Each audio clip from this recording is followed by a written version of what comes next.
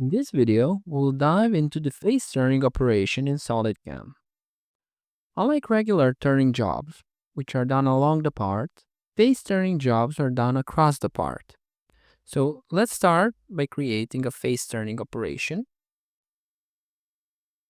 And for our geometry, let's use the wireframe mode to create one. We will use only one line here, this line from the target, and we'll accept our chain. This will be our geometry for a face turning job. Let's accept. For the name of our turning job, we can say, for example, main spindle, face turn job. Let's now go and modify our geometry. Our geometry is automatically extended up to the start of the stock, but we also want to extend it to the end of the stock, up to the center of the part.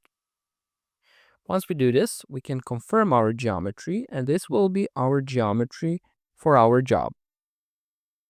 In the Tools page, we can go and use our machine preview and see which tools we have available. We can use any of these tools, and for example, let's pick this one.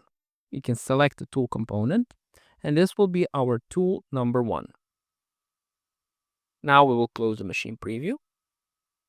And the beauty of SolidCAM is that in this moment, once you created the geometry and picked the tool, you can go right away and try to calculate your job and see if you will get a toolpath.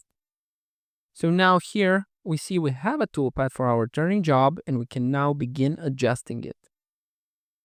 In the Data tab, you can set your cutting conditions for your turning job. Here in the Coolant tab, you can set your coolants if you want, or if you have any of them active on your machine. And here you can set your tool change position.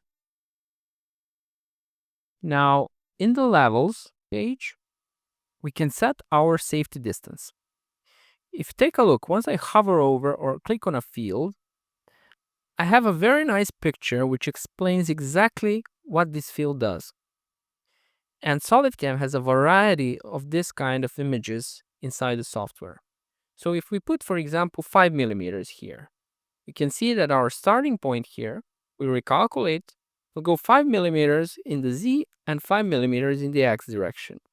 But what if we want to have a custom safety distance? For example, we want to keep our Z on 5 millimeters, but for our X, I want to say 20 millimeters. So now we expect that our X will only move up, and this is exactly what happens. Then we have our fixture clearance here, which is very useful if you have your fixture defined in your setup. If we say here 1 millimeter, it will mean that the tool can approach maximum to 1 millimeter up to the fixture in order to calculate the job. Thanks for watching this video, and see you in the next one.